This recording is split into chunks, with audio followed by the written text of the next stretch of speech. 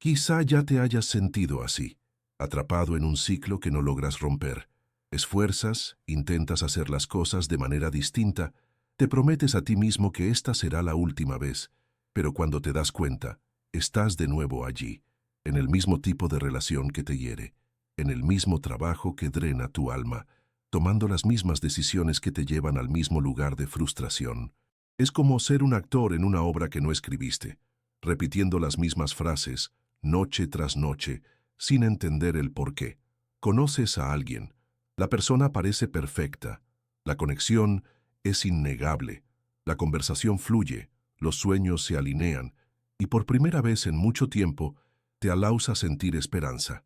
Te entregas, muestras tus vulnerabilidades, crees que finalmente has encontrado un puerto seguro. Pero entonces empiezan a aparecer pequeñas cosas. Un tono de voz que te recuerda algo doloroso. Una ausencia que resuena con un antiguo abandono. Una crítica que te hace sentir insignificante, exactamente como te sentías años atrás. Y el patrón se repite. La historia, con personajes diferentes, tiene el mismo final, y te quedas con los escombros recogiendo los fragmentos de ti mismo una vez más. ¿Por qué esto sigue ocurriéndome? ¿Existe acaso un guión oculto que estoy siguiendo sin darme cuenta? El problema radica en las personas que elijo o en aquello que, de alguna manera, yo mismo provoqué.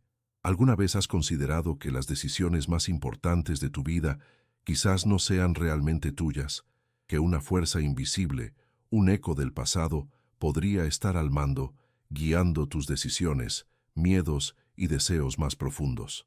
Una fuerza que se instauró hace tanto tiempo que ni siquiera la reconoces como algo separado de ti. Ella simplemente existe. Y hoy vamos a darle un nombre a esa fuerza. Observaremos la sombra que te acompaña y entenderemos cómo ha tomado el control, porque la libertad solo es posible cuando comprendes la naturaleza de tu prisión. Si esto tiene sentido hasta aquí, dale a me gusta para que sepa que quieres más contenido de este tipo. La idea de que somos controlados por fantasmas de nuestro pasado no es nueva, pero fue un hombre, a principios del siglo XX, quien se atrevió a adentrarse en las profundidades de la mente humana para comprender estos mecanismos. Su nombre era Sigmund Freud, y lo que descubrió fue revolucionario, y para muchos perturbador. Se dio cuenta de que las experiencias más dolorosas, aquellas que más nos marcaron, no desaparecen con el tiempo, se mantienen almacenadas, cerradas con llave en un sótano oscuro de nuestra mente, un lugar que él denominó inconsciente. Imagina a vida de una niña pequeña. Para ella, el mundo es un lugar de gigantes. Sus padres, sus cuidadores, son dioses. El amor y la seguridad que ofrecen constituyen la base de todo. Ahora imagina que esa base se fisura. No hace falta un gran terremoto. Puede ser una grieta sutil, la negligencia silenciosa de una madre sumida en su propia tristeza, la crítica constante de un padre que nunca está satisfecho, un entorno de imprevisibilidad donde el afecto se otorga y se retira sin explicación. Para el adulto, esto puede parecer trivial, cosas de la vida, pero para la niña, eso constituye un trauma, una herida que, por ser demasiado dolorosa para ser soportada, se empuja hacia la oscuridad. El mecanismo que lo provoca es la represión.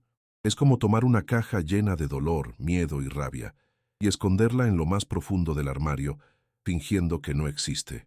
El problema es que ella existe, y desde el interior del armario empieza a filtrarse. No aparece como la memoria original, clara y definida. Sería demasiado fácil. Ella se disfraza. Se presenta como una ansiedad sin nombre que aprieta el pecho en plena tarde. Surge como una fobia inexplicable hacia algo aparentemente inofensivo. Se manifiesta como una timidez paralizante que te impide hablar en público. Y aquí está el punto central. Se manifiesta en los patrones que repites. Freud llamó a esto la compulsión a la repetición. Es una de las fuerzas más extrañas y poderosas de la psique humana. El inconsciente no solo desea ocultar el trauma, de forma distorsionada, aspira a sanarlo.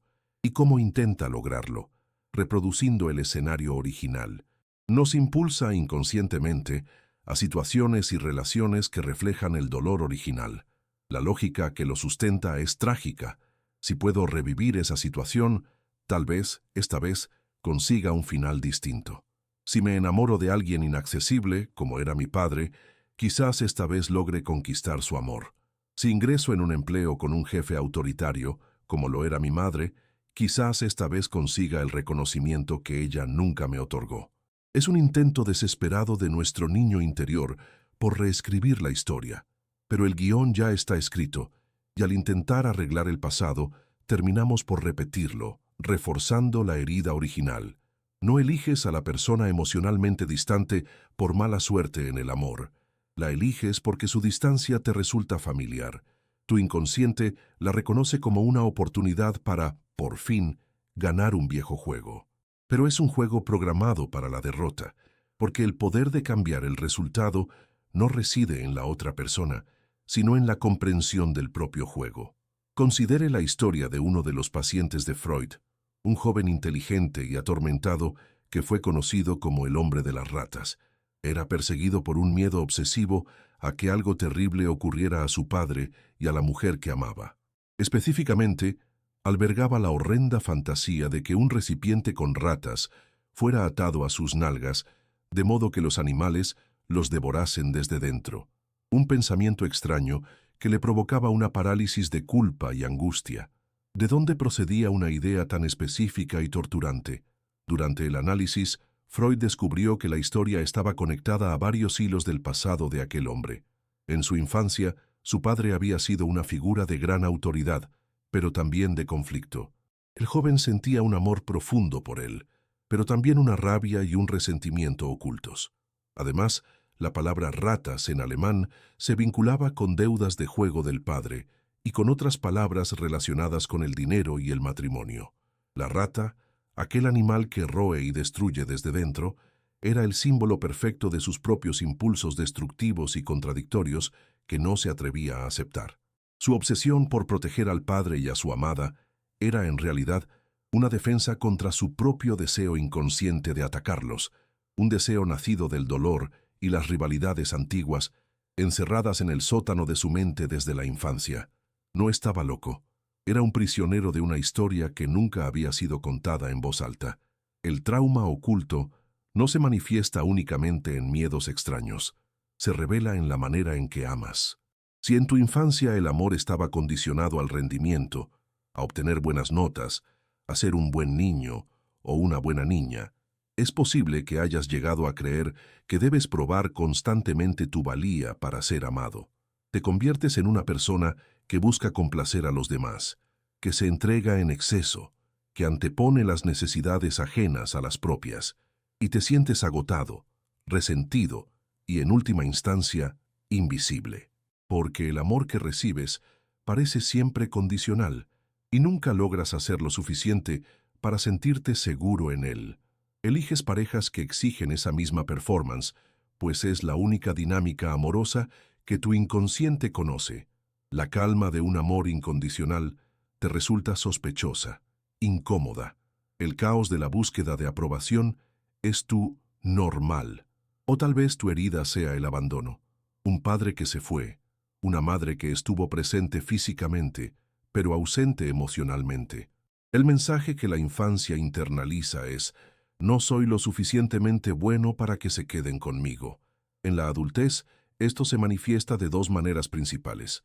O te vuelves extremadamente apegado, con un miedo desesperado a perder a las personas, actuando con celos y control, lo cual, irónicamente, termina alejando a quienes amas y confirmando tu creencia original. O te vuelves el abandonador. Saboteas tus relaciones en cuanto empiezan a volverse serias. Encuentras defectos, generas conflictos, te distancias, porque irse por propia voluntad duele menos que ser dejado atrás una vez más. Es una trágica forma de protección. Para evitar el dolor del abandono, primero te abandonas a ti mismo. Y si deseas más historias que conmuevan el corazón y aporten soluciones, suscríbete al canal. Aquí siempre encontrarás algo especial para ti. El trauma oculto también controla sus decisiones profesionales. ¿Cuántas personas trabajan en carreras que odian, no por falta de opciones, sino por una lealtad invisible a un guión familiar? El hombre que se convierte en abogado para complacer a su padre reprimiendo su sueño de ser músico. La mujer que opta por ser cuidadora, ya sea enfermera o profesora, porque pasó su infancia cuidando de hermanos menores o de padres emocionalmente inmaduros, y ese es el único papel en el que se siente útil y valorada. El trabajo deja de ser una expresión de su esencia y se transforma en una arena más para intentar resolver los dramas no resueltos de la infancia. La búsqueda de seguridad financiera a toda costa, por ejemplo, puede ser un eco directo de una infancia marcada por la inestabilidad y la escasez. El miedo a arriesgarse, a seguir un camino propio, puede ser el temor a decepcionar a figuras parentales internalizadas, aunque ya no estén presentes. Freud nos enseñó que estos patrones no son nuestro destino, son solo mensajes. Los síntomas son como cartas de nuestro inconsciente, son un grito de auxilio de esa parte de nosotros que fue herida y olvidada.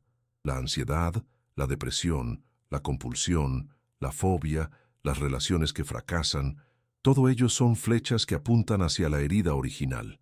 El error que cometemos es intentar simplemente borrar la flecha. Tomamos medicinas para la ansiedad, cambiamos de pareja, buscamos un nuevo empleo e intentamos arreglar el síntoma sin leer nunca la carta. Y mientras la carta no sea leída, el cartero seguirá tocando a nuestra puerta cada vez con más urgencia. La historia del hombre del lobo, otro caso famoso de Freud, ilustra esto a la perfección. Un aristócrata ruso adinerado, atormentado por una fobia a los lobos desde la infancia, además de problemas intestinales crónicos y una parálisis en su vida. La fobia se desencadenó tras un sueño ocurrido a los 4 años de edad. En dicho sueño, veía varios lobos blancos sentados en un árbol fuera de su ventana mirándolo fijamente. El terror lo paralizó. Freud, en una labor de detective psíquico, vinculó aquel sueño con una escena que el paciente habría presenciado cuando era muy pequeño, la relación sexual de sus padres. Los lobos blancos e inmóviles del sueño serían una representación distorsionada y aterradora de aquella escena, incomprensible para una criatura infantil. El miedo al lobo era en realidad el temor a algo mucho más profundo y personal, la sexualidad, la agresividad, el miedo a la castración, todo ello mezclado en una sopa de sentimientos que no podía digerir. Sus problemas intestinales constituían la manifestación física de aquel conflicto. Su vida permanecía paralizada porque, simbólicamente, estaba inmovilizado por la mirada de aquellos lobos. Repetía el trauma no solo en sus miedos, sino también en su propio cuerpo y en su incapacidad para avanzar en la vida. Lo que estas historias nos enseñan es que la sanación no reside en olvidar, sino en recordar. No se trata de culpar a nuestros padres ni de rememorar el pasado con rencor, sino de comprender, de sacar la caja oculta a la luz, de mirar dentro de ella, no con juicio, sino con compasión. Reconocer el dolor de aquella niña que fuiste.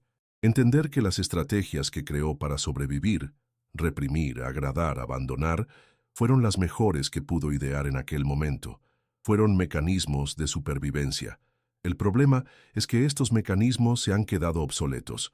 Ya no sirven para el adulto en el que te has convertido, pero siguen funcionando en piloto automático. El cambio comienza cuando te conviertes en un observador de ti mismo. Cuando estás a punto de entablar otra relación con alguien que presenta todos los signos de ese patrón antiguo, te detienes y preguntas, ¿a qué me suena esto? ¿Qué parte de mí está siendo atraída por esa familiaridad dolorosa? Cuando sientes esa ansiedad inexplicada, en lugar de huir de ella, respiras profundo y preguntas, ¿qué intenta decirme esta ansiedad? ¿De qué peligro antiguo me está protegiendo? Es un proceso de traducción, aprender el idioma de tu inconsciente. Los sueños, los lapsos de memoria, los errores involuntarios, cuando cambias un nombre o olvides un compromiso importante, todo ello son indicios, son mensajes de tu parte más profunda, intentando comunicarse. Freud llamó a la terapia la cura por la palabra, porque es en el acto de nombrar, de expresar en palabras lo que antes era solo una sensación sombría y sin forma, donde ocurre la magia. Cuando el hombre de los ratones comprendió la conexión entre los ratones, la rabia del padre y sus deudas, la obsesión perdió su fuerza, no porque el pasado haya cambiado, sino porque su comprensión se transformó. Ya no era un prisionero de un temor sin sentido. Era un hombre con una historia dolorosa que ahora podía ser comprendida e integrada. ¿Significa eso que debes recordar cada detalle de tu infancia? No necesariamente. El cuerpo lo recuerda, las emociones lo recuerdan, los patrones lo recordarán por ti. La tarea consiste en conectar los puntos entre lo que sientes y vives hoy, y las dinámicas que aprendiste en aquel entonces. Es percibir que tu dificultad para decir no en la actualidad está vinculada al miedo a ser rechazado por tu madre si no hubieras sido una buena niña. Es comprender que tu procrastinación crónica puede ser una forma de rebeldía pasiva contra un padre que te controlaba en exceso. Cuando sacas a la luz el trauma oculto a la conciencia, algo fundamental cambia. Deja de ser un destino y se convierte en un recuerdo. Deja de ser una fuerza que te controla y pasa a formar parte de tu historia, una parte que te hizo fuerte, resistente y sobre todo consciente. Dejas de intentar reescribir el pasado y comienzas a construir un futuro diferente. Aprendes a brindarte la seguridad que no tuviste. Aprendes a validar tus propios sentimientos, en lugar de buscar esa validación fuera de ti. Comprendes que ya no necesitas actuar, huir o luchar para sentirte digno de amor. El camino para salir de la repetición es la conciencia.